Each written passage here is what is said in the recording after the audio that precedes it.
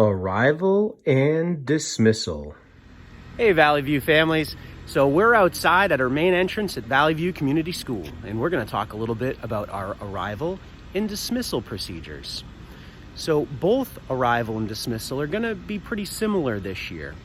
When you arrive to Thayer Drive, you are going to go up and around the high school. Now when you get to the back corner of the high school, you're going to notice some cones, and what those cones are going to do is split two lines of traffic. One line for the high school and one line for Valley View. Valley View families are going to be asked to go to the right of the cones and circle around the back parking lot of the high school, come around, and then come back up Thayer Drive towards Valley View, just like the typical afternoon pickup procedure that I'm sure many of you are very accustomed to. So once you get up to Valley View, you're going to come up and around the circle, and that's where drop-off is going to happen. So as you're coming up, you'll notice you'll come up around the circle. There'll be some adults out front. Just so you know, when you're coming here to drop off or pick up, we are asking that you stay in your vehicle. And if your child does need help getting out of the vehicle, then we're asking you park the car, get out of the vehicle, and get your child out. There will be adults here opening the door for kids. They will be wearing gloves. But in terms of getting children out of the vehicles, to limit close contact, we're asking that parents do that procedure. Now, as kids get out of the car, there'll be three entrances that they could potentially come into the building to.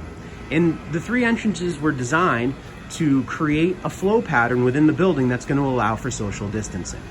The main entrance, as you can see, is going to be for kindergarten students and pre-K students.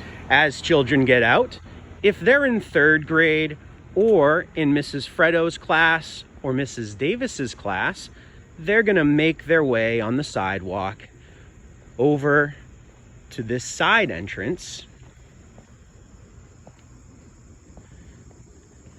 And this is where they will be entering the building. We'll get into the inside flow of the building in a moment, but for now, this is where third grade, Mrs. Davis's class would enter the building.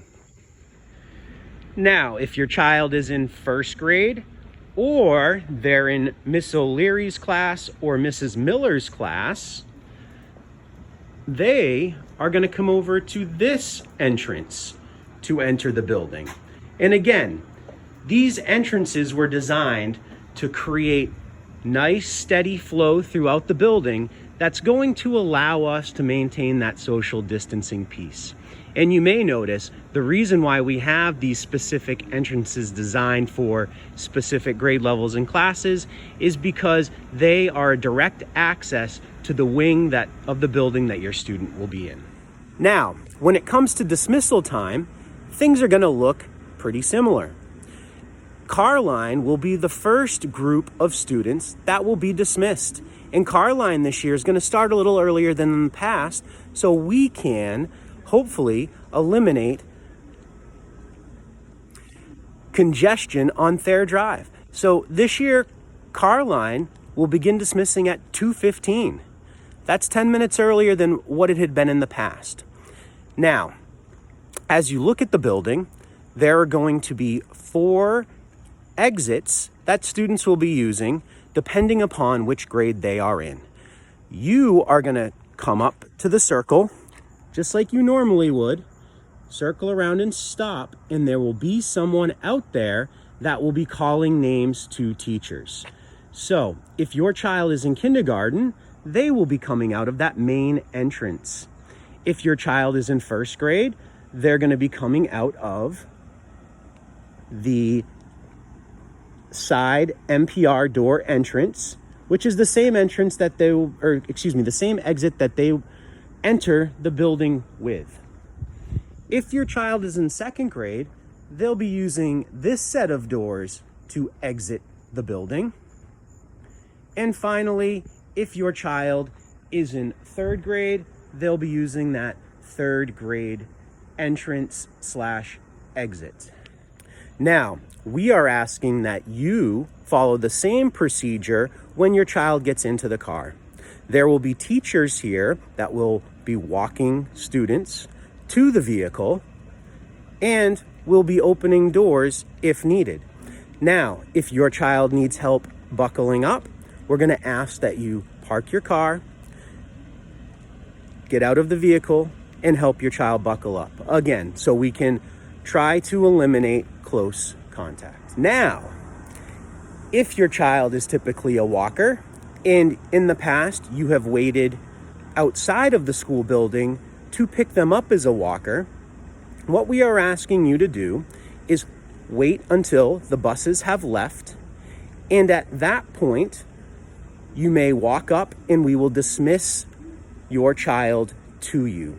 We are asking that you follow the policies and procedures that we have here at school, and that if there is a large group of people and you're not able to maintain social distancing outside, that you wear a mask, so in an effort to keep us all more safe. Now, if you're a parent of a pre-K student, what we are asking you do is utilize these visitor parking spots that we have here when you arrive at Valley View. We're asking that you come, park your car, and wait in your car until you see the pre-K teachers come out of either the main entrance area or the side door area where the third grade and some second grade classes are entering the building. Once you see those teachers, we're asking that you walk over to them with your child, and then from there, they will bring them into the building. Morning drop-off this year will be the same as in the past, and that will begin at 7:30.